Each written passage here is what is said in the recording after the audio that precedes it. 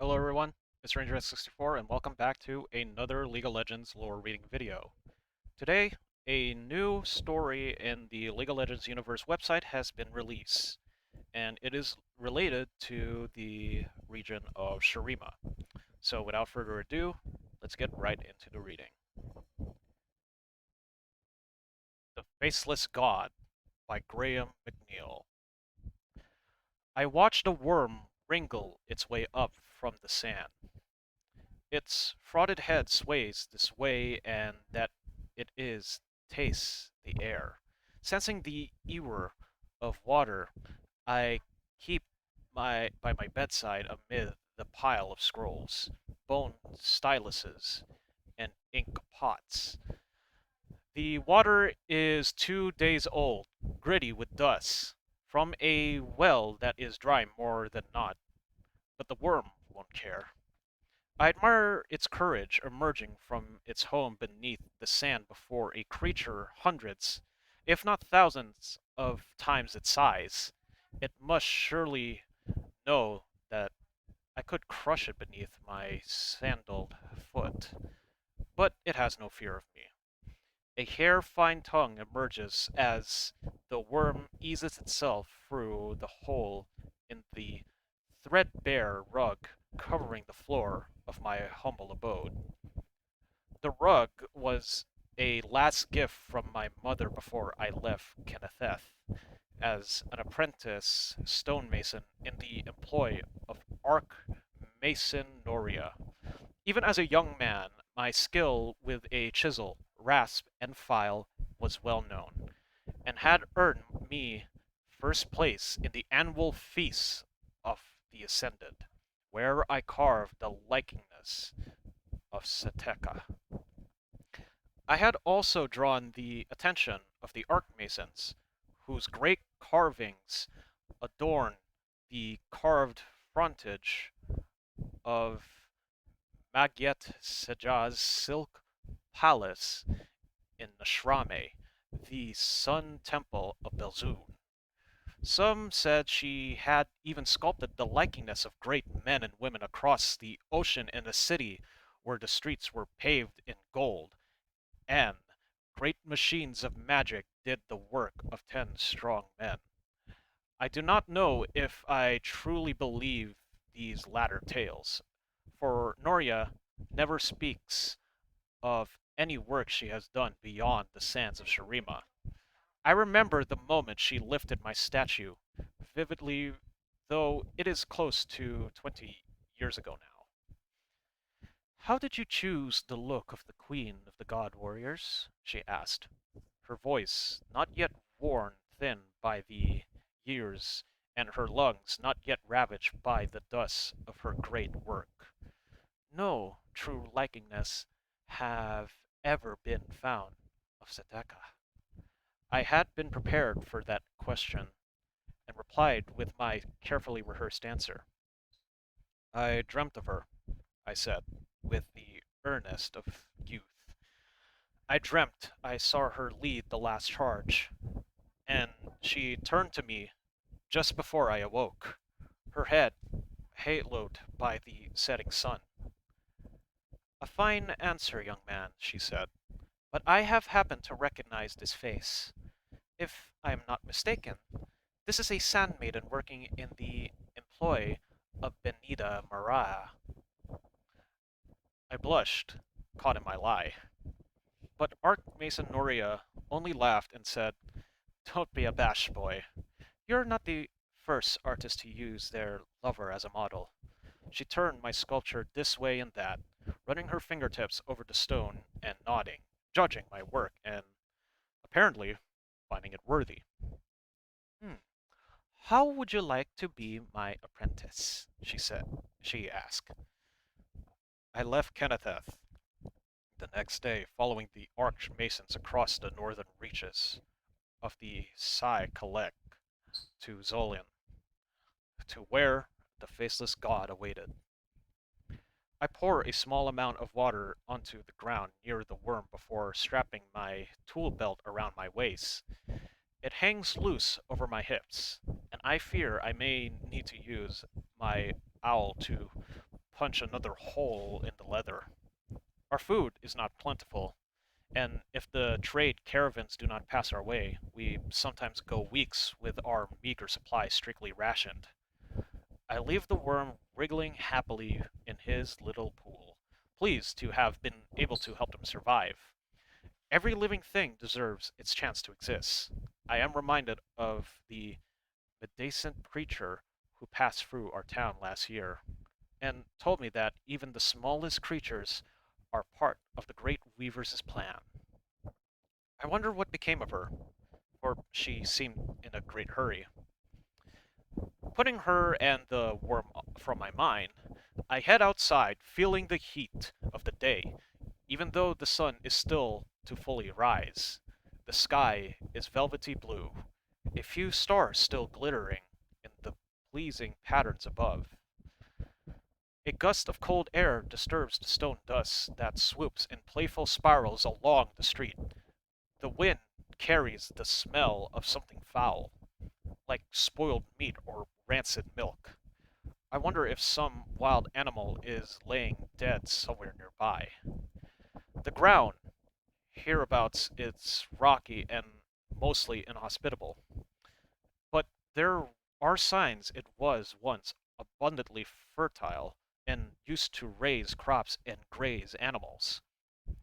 The Shurima Desert is far from the lifelessness wasteland many outsiders believe it to be. It has a vibrant ecosystem of flora and fauna, some dangerous, some entirely harmless.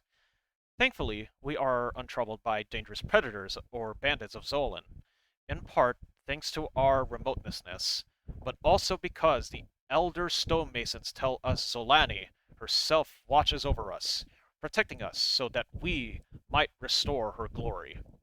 Work starts early, and scores of yawning masons are already making their way to the great cliff to carry out their assigned task. We share morning greetings before scattering to our assigned duties around or upon the great statue. And though I have seen it every day for the last 2 decades, it still has the power to take my breath away. The rock rises vertically in a solid escarpment, a towering wall of ochre stone layered in wind-worn knife-like outcroppings. Some of those we have cut from the cliff to create our canvases. Others we have left as a great windbreaks to better preserve our work.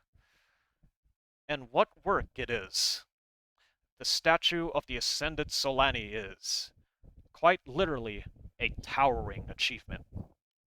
Around 300 years from her carven feet to her shorn neck, the statue carved into the cliff had been all but worn away by centuries of neglect when I first laid my eyes upon it.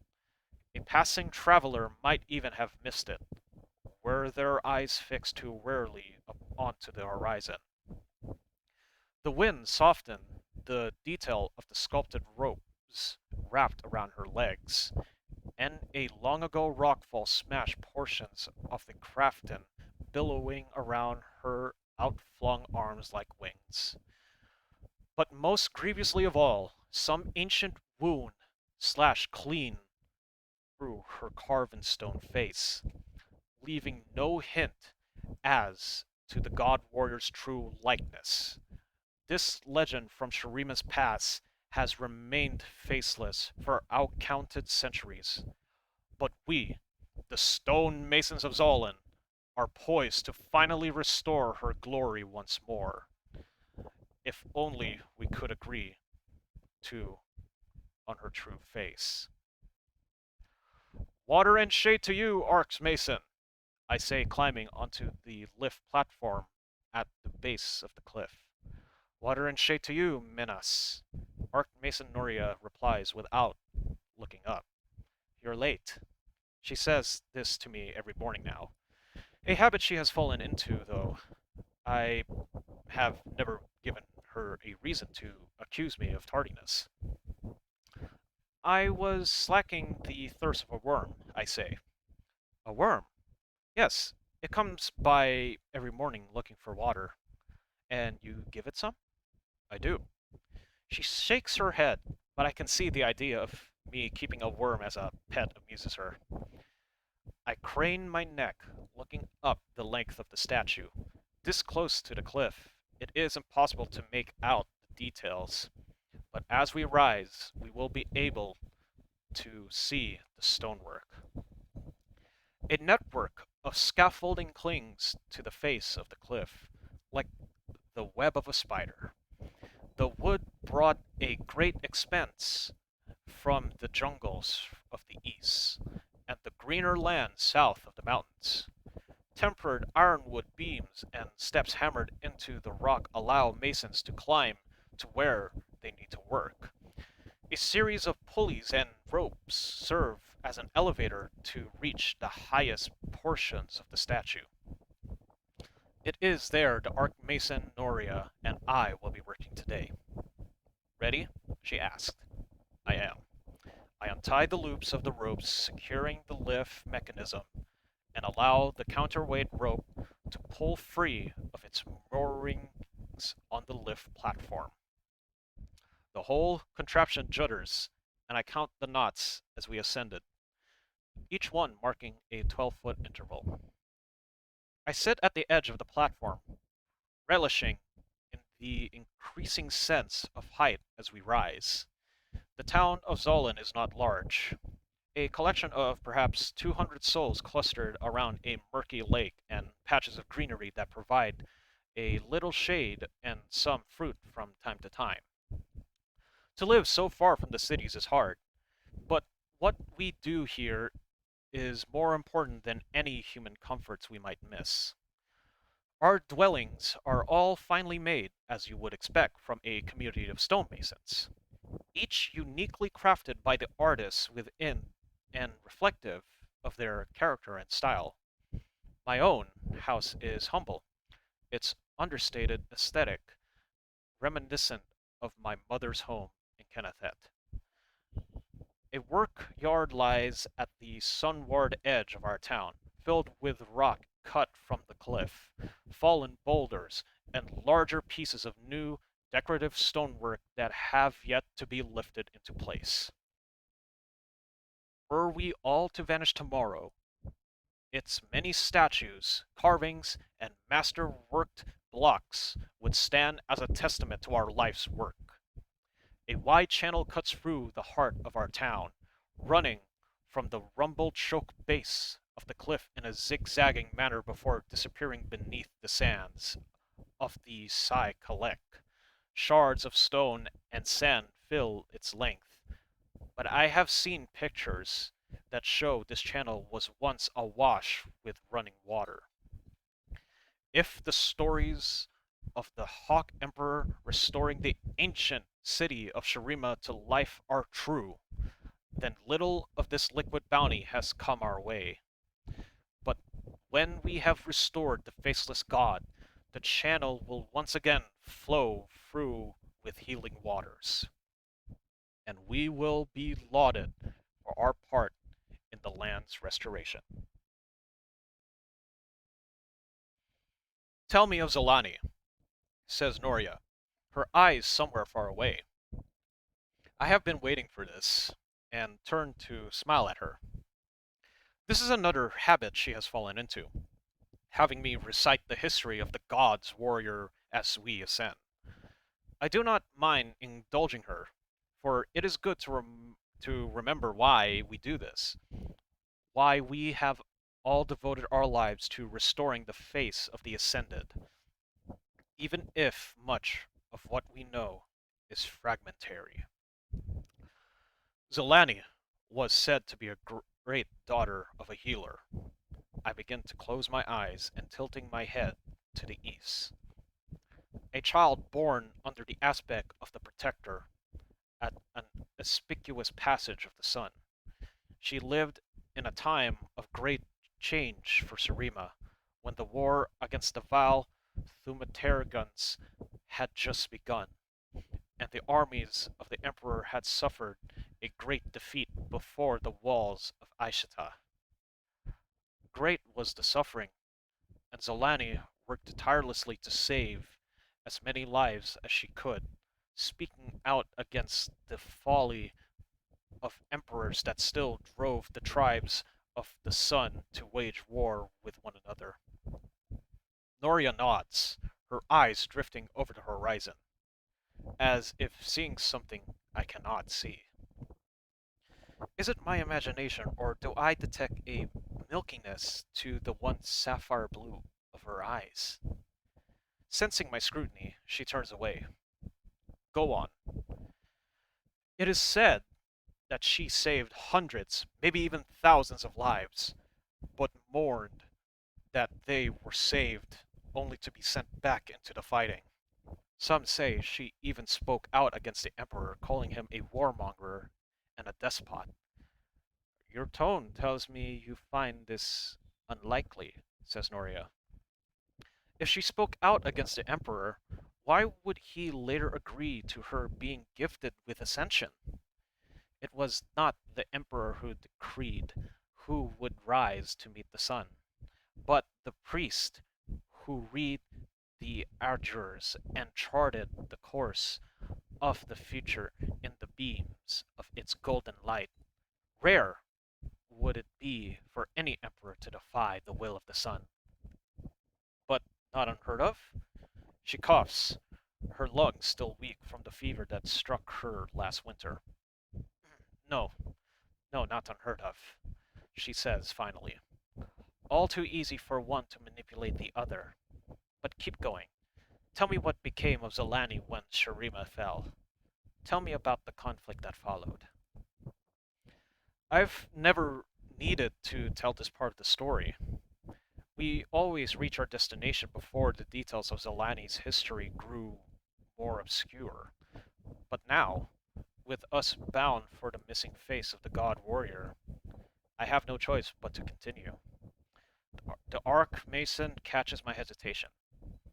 You have studied this, yes? I have, I assured her, but many of our scrolls are incomplete, or willfully opaque, filled with stories that are clearly exaggerated or possibly entirely fabricated. Tell me anyway.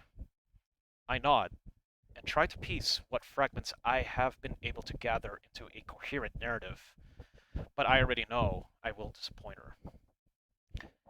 It is said there was a war, that without the Hawk Emperor Azir to guide them, a great conflict erupted between the ascended hosts, and the scrolls say almost tore the world apart. Do you believe that? I do not know, I say honestly.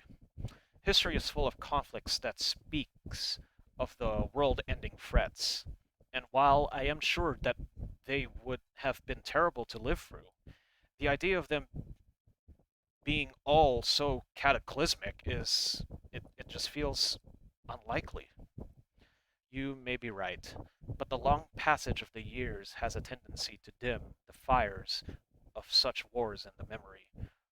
What did Zelani play in this conflict? Nothing certain, I reply. I have found little mention of her taking part in the wars between the god warriors and those who would become known and feared as Darkin.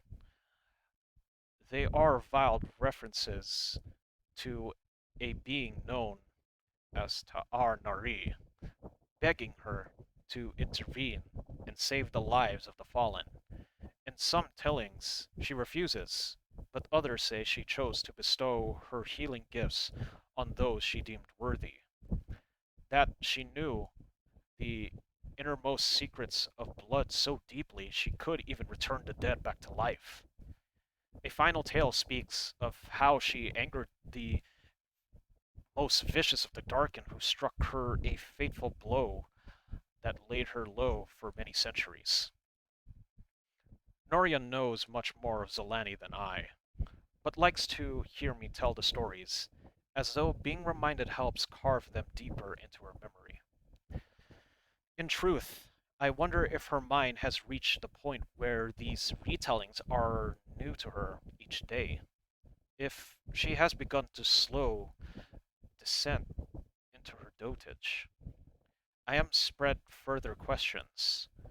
when the lift arrives at our destination. Locking the ropes in place and hauling the restraining bar into position, we carefully step out on the rocky ledge that runs around the colossal shoulders of the Faceless God warrior. When the work is finally complete, the ledge will be packed away and smoothed off. But for now, it serves as our vantage point. I look down, unfazed by the dizzying drop. I imagine what Zolan would look like were the waters to flow again. A faded illustration in one of the elder stonemasons' books show water tumbling from the top of the cliff and falling in graceful arcs to either side of the great statue. In that picture, the small lake in the heart of our community is wide and full, its waters a wondrous shade of cerulean blue that narrows until it becomes a river, flows flowing out into Shurima. It is my hope that we can divine the true face of Zolani, that the river will live again. I hope to see the water soon. Whatever fears I might harbor regarding Archmason Noria's mind, she has lost none of her skill with the tools she her trade. Her hands may be tanned from leather tough from the practicing of her craft, but they are graceful like no others when it comes to working the stone. We are applying the last touches to the color, layering in deeper folds that will cast a shadow that can be seen from the ground. It is an illusion, an old stonemason's trick she taught me in my first day when I worked the rock on the cliff. Today's labors are more suited to that of a journeyman's than a skilled mason like Noria. But I sense that she needs to be working with her hands today, to be close to the stone. All that remains to be carved is the stone statue's face. But what features should she possess is a question upon which none of the stonemasons of Zolan can agree.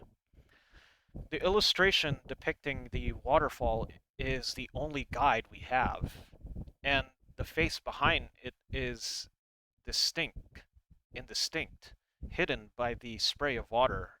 Every mason within the village has sought to bring forth the truth of her visage in dreams, in drink, and prayer, but no consensus has yet to be reached. By mid afternoon, there is little left for us to do, so we sit on the lip of the ledge, looking out over the undulant horizon. The sky is now a lush azure, the sun a copper disk descending in the west. The dunes ripple in the heat, as if disturbed from below.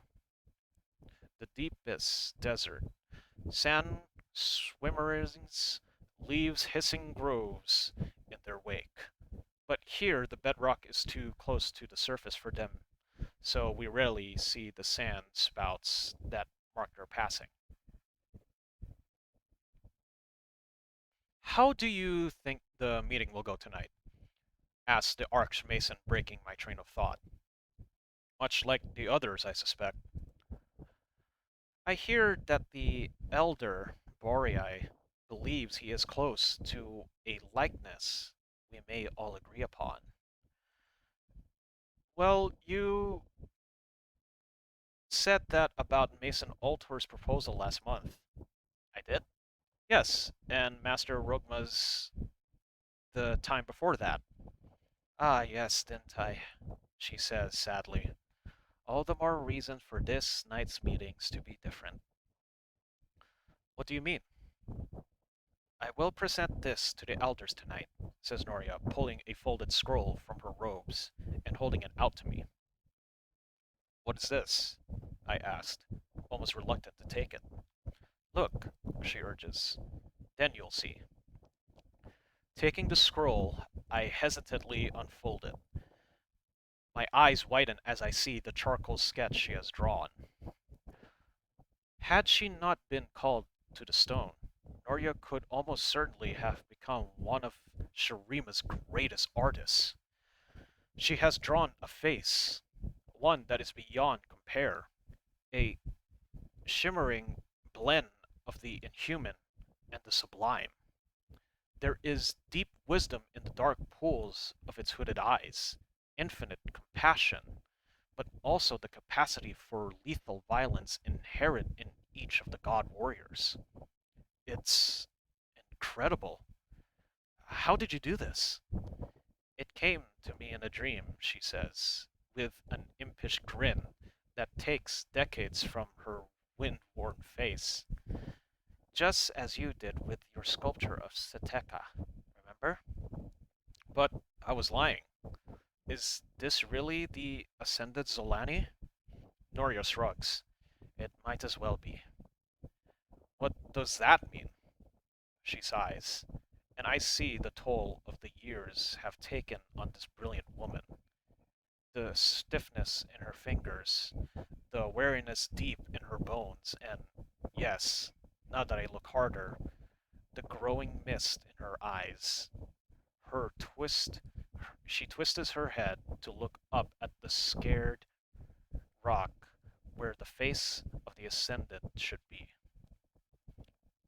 This will be my last sculpture, says Noria. There is sickness in my heart. My mother had it, as did hers before. I am older now than they died, so I will count myself fortunate if I live to see the year's end. I do not wish to pass before seeing my greatest work completed. But is it real? I ask. If the elders accept this and we carve it, will it be real? She takes back the picture, her face betraying her disappointment in me, and looks down at the gray-brown lake. I just want to see the blue waters flow, she says, one last time. I lay on my bed, but sleep eludes me.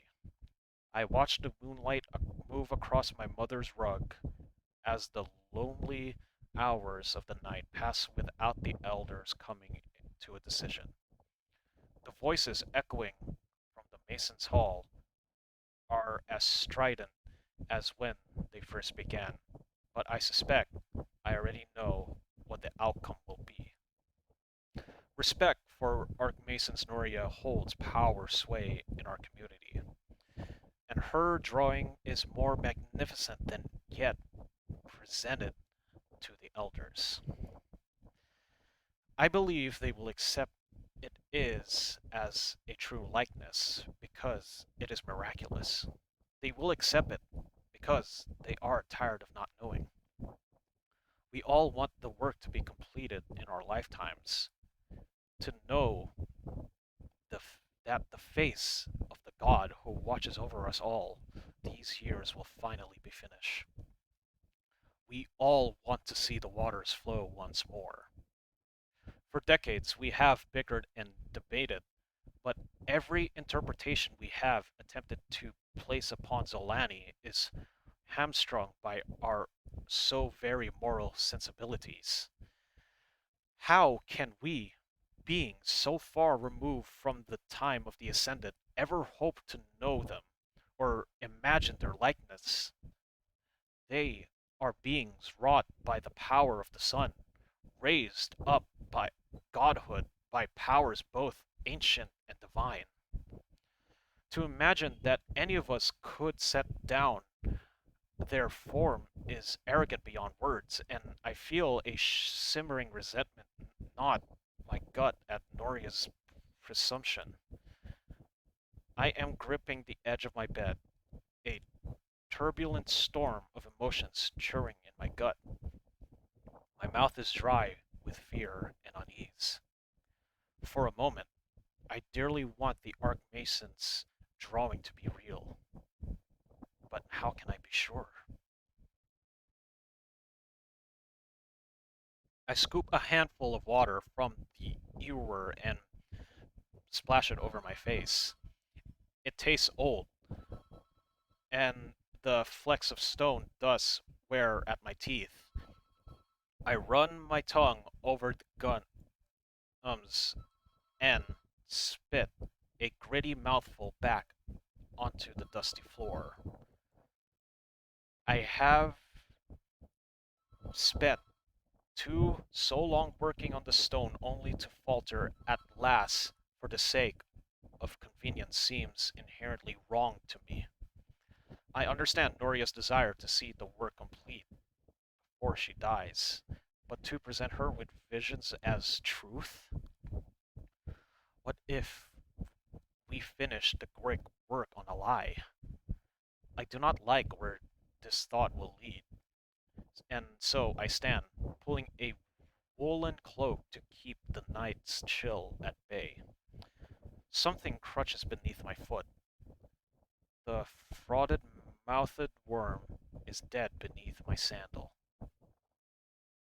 Its flattened, segmented body is faintly luminous in the moonlight, and my eyes fill with tears.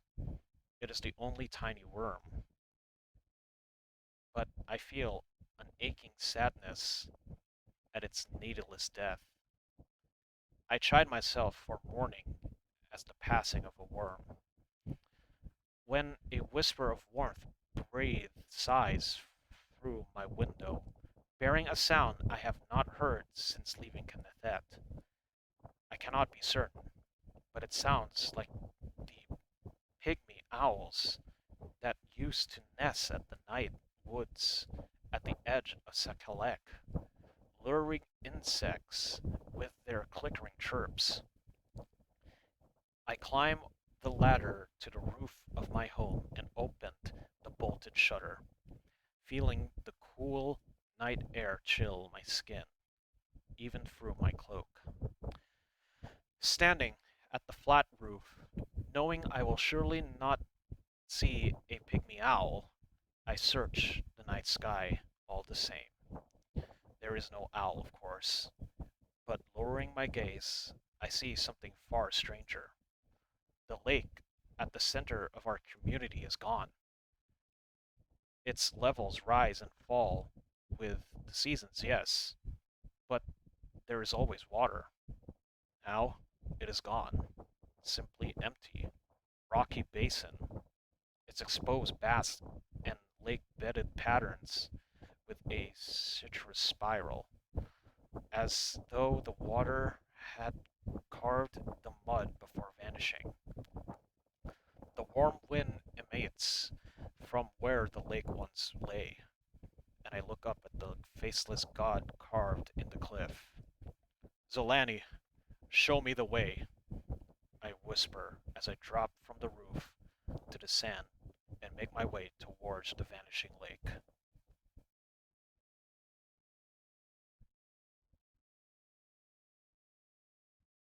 It chills me to see the lake bedded empty, not because we relied upon it for our water, but because to see it vanish on the very night we may finally know the face of Zelani feels portentous. Kneeling at the edge, I run my fingers over the mud on its sloping bask. I expect it to be moist and pliant, but it's hard and glassy, like glazed clay after being fired in the kiln. What could have done this? I whisper. The entirety of the naked bed has been vitrified to the same immensely consistency. Once again, I hear the strange sound that drew me from my house, like chattering birds in the high branches of palm trees. It seems to be coming from the center of the lake bed, and I carefully make my way down the rigid ropes. The bottom is flat, filled with broken shards of stone, fragments carelessly discarded by the craftsmen above. I see a stone cut hand with two of its fingers missing, a foot with a heel broken off. I see faces too. Some are half sunk into the strangeness of the glassy lake bed. Some split open down their length, others looking like they are pressing up from beneath the surface. Their faces are grotesque horrors, their mouths stretched in contorted grimace. I cannot imagine any of the stone masons of Zolan having carved such monstrous things, but understand why they would wish to get rid of them. I give these ghastly things a wide berth. Moonlight skitters over the rippled glass beneath my feet, sending fractured reflections around me. Is it my imagination, or is the surface of the lake bed glowing with a soft inner radiance? The full moon makes it hard to be sure, but when a cloud passes over it, its fade, I am suddenly certain there is a faint light pulsing from the ground. It takes a moment for me to realize it is precisely in sync with the beating of my heart. My steps carry me towards the center of the lake bed, which I now see is the source of the light and the whispering, chattering birds. The ground at the center of the spiral is cracked, split open, and ever so slightly sunken. Hairline cracks radiate outward, and when the wind changes, my stomach heaves as I catch the same rancid smell from earlier this morning. It is the stench of an open grave, or meat and fruit left to rot in the sun.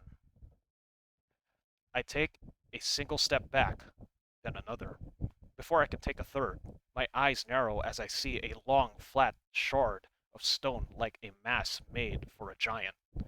The moon emerges from beneath the clouds, and the exposed stone's face shines like polished harlequin.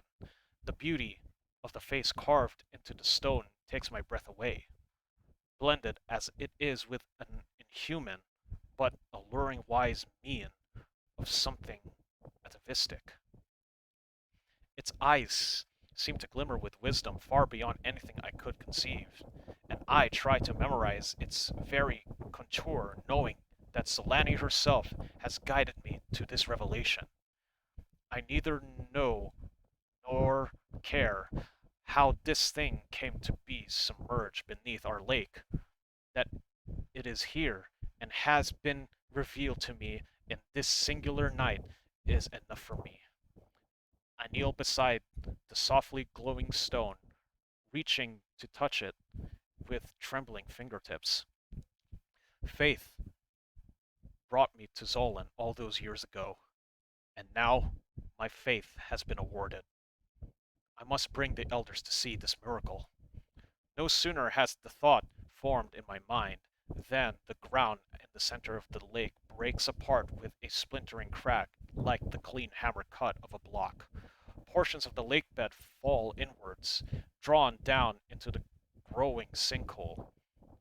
I scramble backwards as the cracks spread wider and wider. The charnel stench billows up from below, and I feel the night grow still, the wind dropping away and the stars holding their breath. Something emerges from the hole at the center of the lake bed, a pale, spindle-thin appendage that reminds me of the frog-mouthed worm in my home. It is swiftly followed by another, and together they haul the pulsating segment body of a thing from below. It is the size of a hound, its soft grum-like body tempered, wet, and glistening. Just looking at it leaves a bilious taste in my mouth. A multitude of black orbs ripple into existence in the surface of its head, and its skin splits apart as a circular, fanged, rimmed mouth rips open. Black ichor drips from the tooth or fins. As it turns its misshapen head towards me, terror fills my veins with ice. Another creature hauls its insect-like bulk into the surface. Its form, just as horrible as the first, an unnatural assembly of bladed limbs, dripping teeth, and sinuous armor. More are following, and my mind screams in terror. But the sound they make is enough to melt the ice in my veins. Pushing myself upright, I turn and run, no thought but escape burning in my sight. I hear them behind me, a skittering caterpie of shaped claws of the glassy lake bed. Their hissing, rasping cries echo strangely from the rock. It is a sound not of this world.